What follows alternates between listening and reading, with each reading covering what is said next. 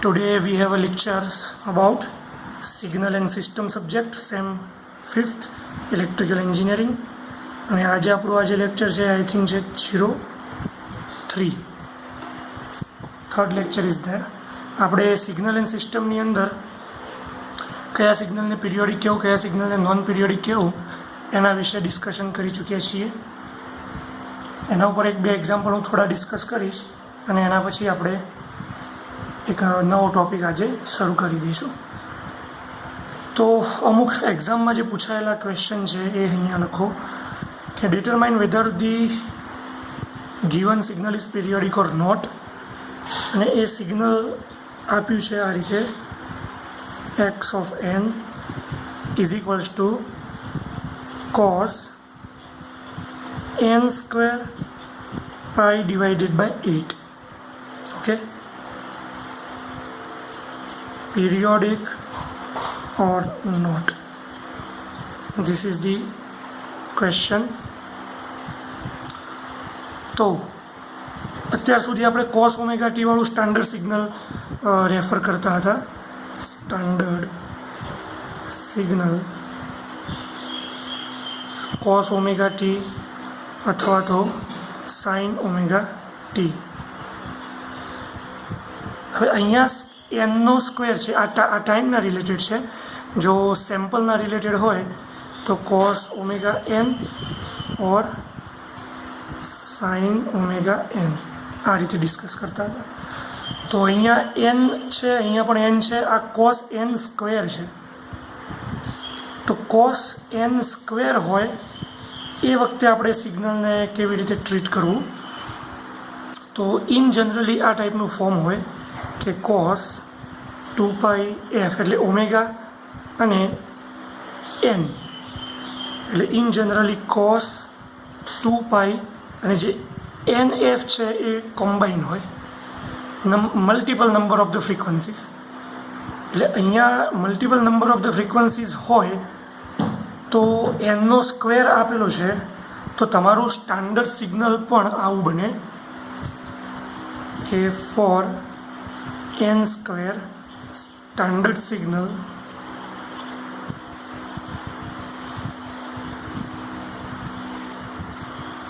will cos 2 n square f square. n ના અને f નો whole square હોય એમ માનીને આપણે ચાલવું પડે. ઓકે, તો આ સિગ્નલ છે એને સ્ટાન્ડર્ડ સિગ્નલ સાથે હવે કેવી રીતે કમ્પેર કરીશું, તો compare cos n square pi by 8 with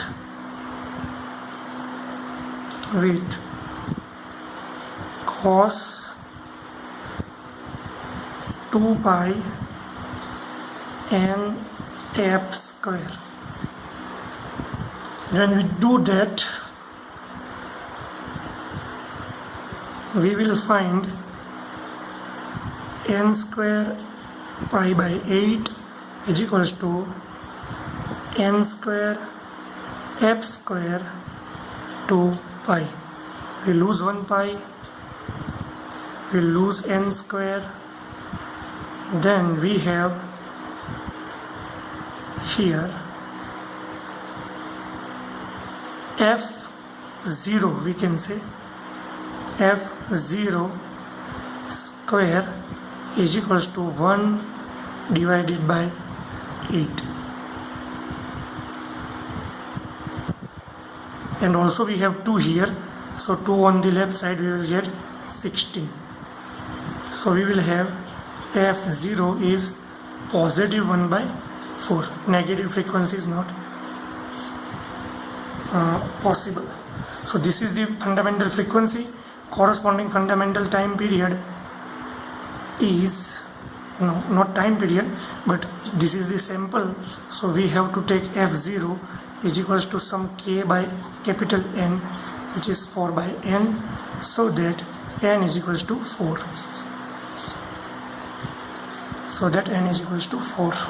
and as n is equals to 4 is a rational number, so we can say the given signal is periodic.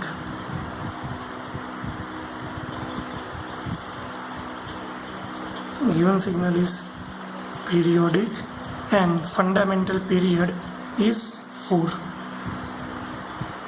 Okay, in this way you have to determine whether the given signal is periodic or not. I have another example that is asked in GTU. That is very easy example.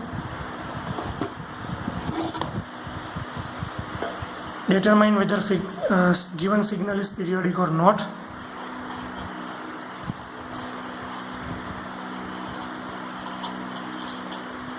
And the signals are, one is x of t, which is sine 2t minus pi by 3 square. So we need to determine this signal is periodic or not.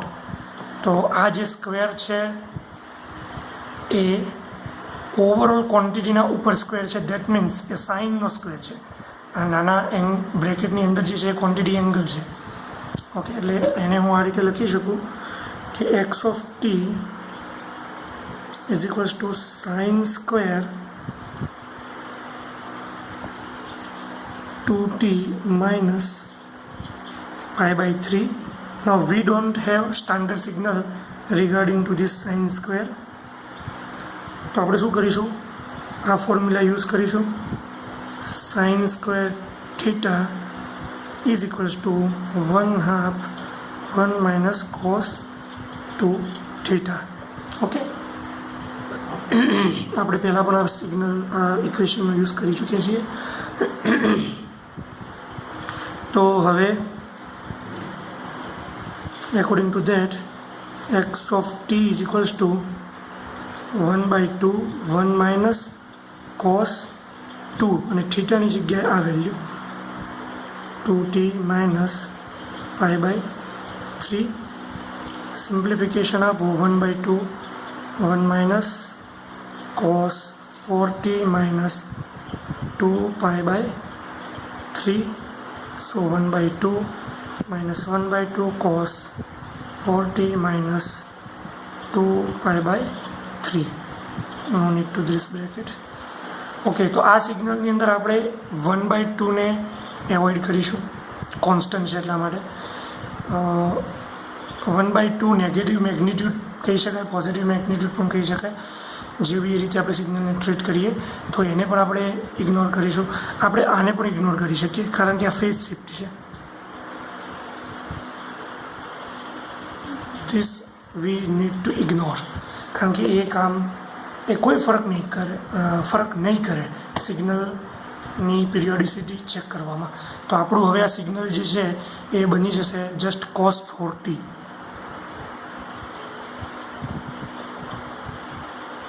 અને આ સિગ્નલને લઈને આપણે આગળ ચાલીએ તો compare with standard signal. cos omega t, then we will get 4t is equals to omega t, t cancel, we will get 2 pi f. Okay, and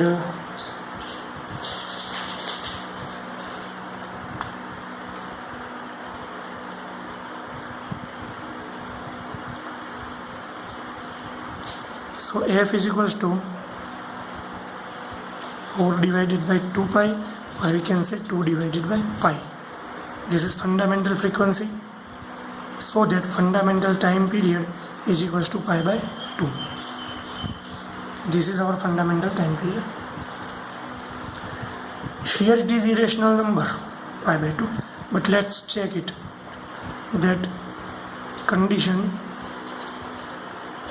x of t is equals to x of t plus capital T0. Okay, so x of capital T0 is cos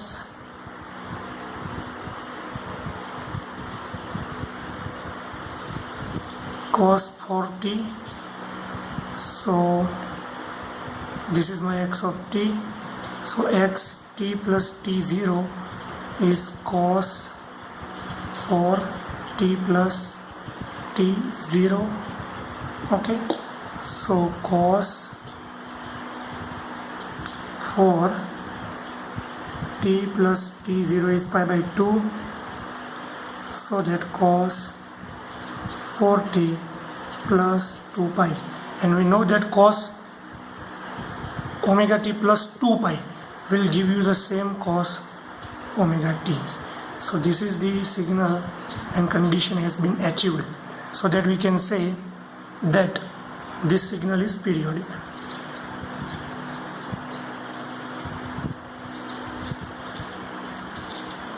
Signal is periodic with this fundamental period. Alright, now we move to the next topic. Next B question is very simple. You can check this. We have done lots of example.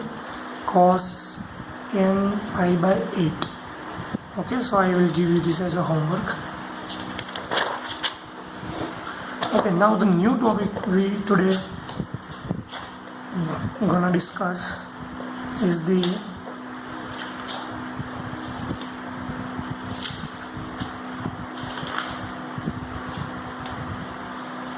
even and odd signal, and it's given under the topic symmetrical signal or asymmetrical signal. Okay, so symmetrical signal and symmetrical signals are even signal, and asymmetrical signal, or we can say anti-symmetrical signal, and those signals are called odd signals. Now, what is the definition of this symmetrical and asymmetrical signal, or we can say even signal and odd signal? Suppose you have a one signal. In general we will take f of t, but right now I am just taking signal f of x. This is my signal f of x.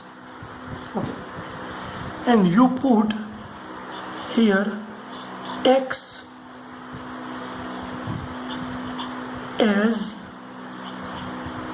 negative x. Okay, so you put that x as negative x, and you will get f of x signal again. Then that signal is called even signal. And if you put f of x, negative x, then you will get negative of f of x, then signal is odd. Now try to make the understanding of these two conditions for the even and odd signal. What those conditions suggest? A simple example is that f of x is equals to x square. Put x is equals to minus x, so that will become f of negative x. એટલે જ્યાં મને x દેખાય ત્યાં મારે negative x મૂકી દેવાનો. તો જ્યાં મને x દેખાય ત્યાં negative x, and then square it, then you will get x square positive, and positive x square is f of x. So check this condition, f of x is equal to negative f of x. So that means you put negative f of x, you put function of negative x, and you will get a same function f of x. Then the signal is even signal, and the graph of this signal is simple.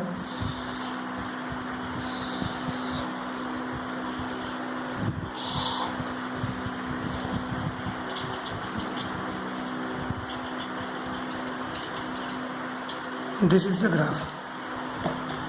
F of x is equals to x square. So whenever this kind of signals are there, you always find a vertical mirror image. In this way you will have a vertical image, or you can say the half of the portion of the graph is same on the left side. Whatever on the right side, you will get same graph on the left side. Okay, this is the one way. Another way is that fold the signal. Signal ને પલટાવવાનું છે right side થી left side બાજુ, and you will get the same image. then also we call it a signal as even signal. So this is also even signal. Okay, even signal. Or you can say rotate y-axis. So this is my x-axis, this is my y-axis, in this way 180 degree. Rotate y-axis 180 degree and you will get the same image. Or you can say image does not change, એટલે આ જે image છે image બદલાવી ના જોઈએ. 180 degree Y એક્સિસને અનુલક્ષીને change કરીએ તો then we call it even signal. Okay, let's take another example. F of x is equals to x cube, then put x is equals to negative x. So function of negative x is negative x cube and you will get negative x cube. Now what is this x cube separately? That x cube separately is function of x. So check this condition. You put negative function of negative x and you will get negative of the function of x. Okay, so this condition is there, then we call the signal as odd signal. So this x cube signal is odd signal. Now let's plot that signal here.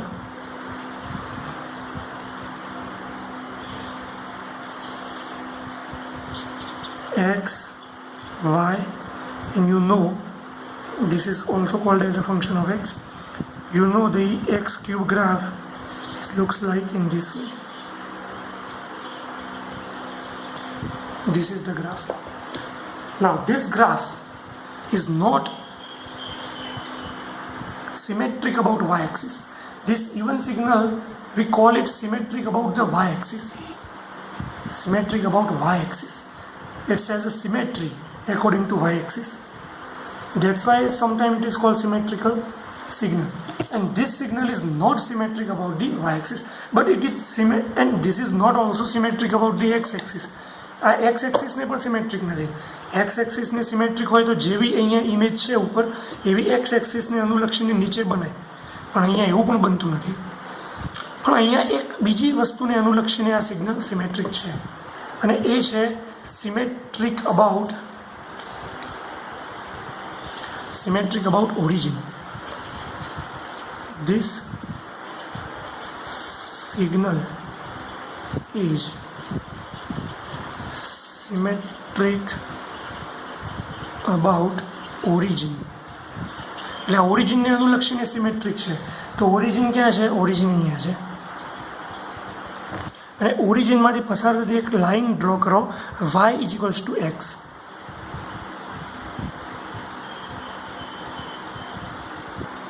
This is my line y is equals to x. તો જો line y is equals to x હોય અને એ graph y is equals to x લાઇનને 180 degree rotate કરાવવામાં આવે.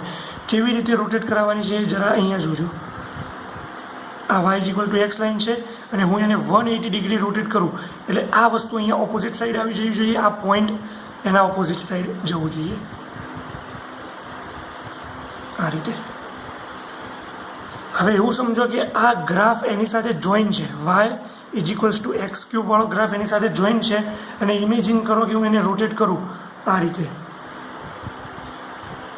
તો આ જે પોર્શન છે એ પોર્શન રોટેટ થઈને આ બાજુ આવે અને આ જે પોર્શન છે એ રોટેટ થઈને અહીંયા આવે. તો જો આ પોર્શન અહીંયા રોટેટ થઈને અહીંયા પહોંચી જાય અને આ પોર્શન રોટેટ થઈને અહીંયા આવે તો પણ આ ડ્રોઈંગ બદલાવવું ના જોઈએ, તો પણ આ ગ્રાફ બદલાવવો ના જોઈએ. તો આ ટાઈપના ગ્રાફને કહેવામાં આવે ઓડ ફંક્શન.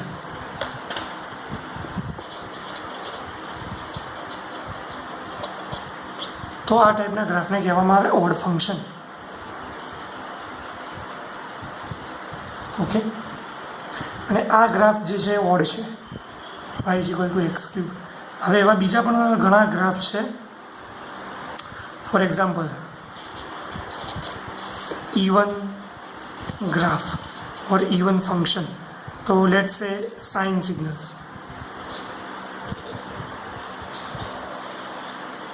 तो साइन सिग्नल છે y is equals to sine x, this is my x and this is my y. બરાબર. તો તમે આ બે બાઉન્ડ્રી લઈ લો. બરાબર. અને આ બે બાઉન્ડ્રીની અંદર, sorry, this is not even graph. Sine graph is not even graph, it is odd graph. So let's first discuss odd graph. તો આની અંદર એક આ જોઈ લો. તો એના ઓપોઝિટ ક્વોડ્રેચરમાં સેમ એવી જ ઇમેજ હોવી જોઈએ. ઓકે, થર્ડ ક્વોડ્રન્ટમાં સેમ ઇન ધીસ વે. એ વાય ઇઝ ટુ એક્સ એક્સિસને આપણે 180 ડિગ્રી રોટેટ કરાવીએ છીએ, પણ હવે ડાયરેક્ટ આપણે એમ પણ કહી શકીએ કે એની જેવી ઇમેજ અહીંયા હોવી જોઈએ. અને સમટાઈમ્સ એવું પણ કહી શકાય, જો તમને વધારે બેટર ફાવે તો, કે ફર્સ્ટ ક્વોડ્રન્ટ, આ ફર્સ્ટ ક્વોડ્રન્ટ છે, પછી આ સેકન્ડ ક્વોડ્રન્ટ છે, આ થર્ડ ક્વોડ્રન્ટ છે, અને આ ફોર્થ ક્વોડ્રન્ટ છે. તો ફર્સ્ટ ક્વોડ્રન્ટ જે છે એને તમે ફોર્થ ઉપર રિફ્લેક્ટ કરી દો, એટલે આ ગ્રાફ જે છે એ સીધો અહીંયા આવશે આ રીતે.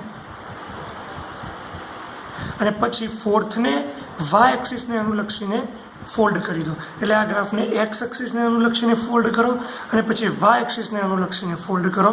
તો જો એના ઇમેજ મળતી હોય અહીંયા, આના ઉપર ઓવરલેપ થઈ જતો હોય આ ગ્રાફ, અડધો ગ્રાફ, તો આ ટાઈપના ગ્રાફને ઓડ ફંક્શન કહી શકાય. તમે અહીંયા પણ ચેક કરી શકો છો કે એને પહેલાં એક્સ એક્સિસને અનુલક્ષીને ફોલ્ડ કરો, પછી વાય એક્સિસને અનુલક્ષીને ફોલ્ડ કરો, તો તમને એના ઇમેજ મળી જશે. બરાબર.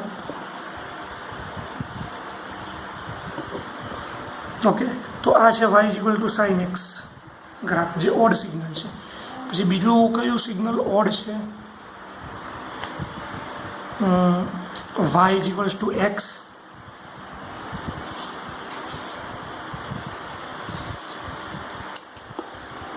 એ લાઈન પોતે ઓડ સિગ્નલ છે. બરાબર. પછી ટ્રાયેંગલ આ રીતે,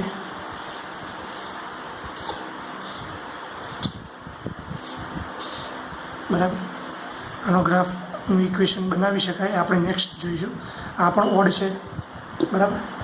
તો એવા ઘણા સિગ્નલ બને છે કે જે ઓડ હોય. હવે ઇવન સિગ્નલ કયા છે? Which signal are the even signal? Even graph or even signal, તો એક છે cos x,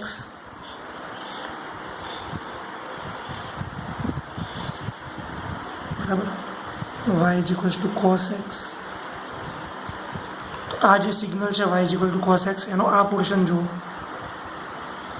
એ અહીંયા એક્ઝેક્ટલી કોપી પેસ્ટ થાય છે. 0 0 પર જે ટચ થાય બે બાજુ, પછી ઇમેજ આપણે કન્સિડર કરતા હોઈએ છીએ. તો આ ઇવન સિગ્નલ છે, વાય એક્સિસને અનુલક્ષીને સિમેટ્રિક છે. પછી એક y is equals to mod x, તો એ ગ્રાફ આવો બને, y is equals to mod x. તો આ પણ ઇવન ગ્રાફ છે. પછી કોઈ આવું સિગ્નલ હોય, સ્ક્વેર,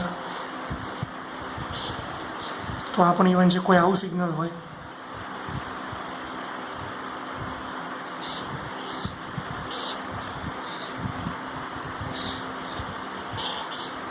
તો આ પણ ઓડ છે. ઓકે, સોરી, આ પણ ઇવન છે. તો આ રીતે ઇવન સિગ્નલ હોય.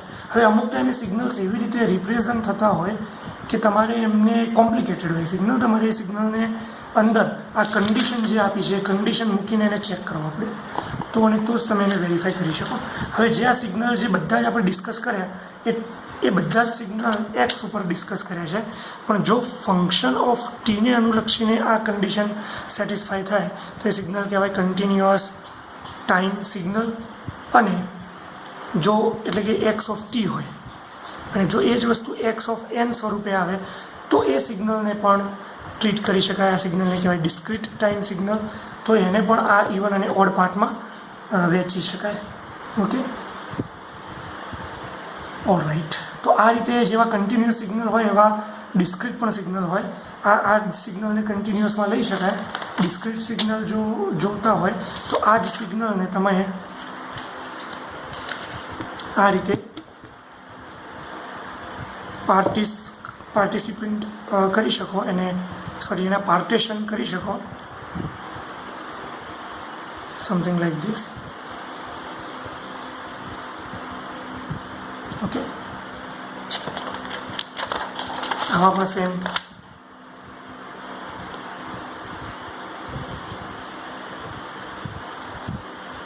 આ ટાઈપના જે સિગ્નલ આવે એ ડિસ્ક્રીટ બની ગયા એમ કહેવાય.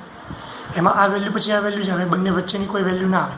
અને આ ઓરેન્જ ગ્રાફ છે એમાં વચ્ચેની બધી જ વેલ્યુ ઇન્ક્લુડ થાય. હવે ડિકમ્પોઝિટ કરી શકાય છે આ સિગ્નલ્સને. કેવી રીતે ડિકમ્પોઝ કરવા આ સિગ્નલને? તો જુઓ, decomposition of continuous time signal into even and odd part. બહુ જ ઇમ્પોર્ટન્ટ થિયરી છે આપણે. ડિકમ્પોઝિશન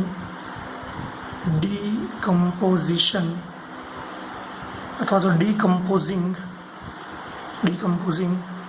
continuous time signal in even and odd part.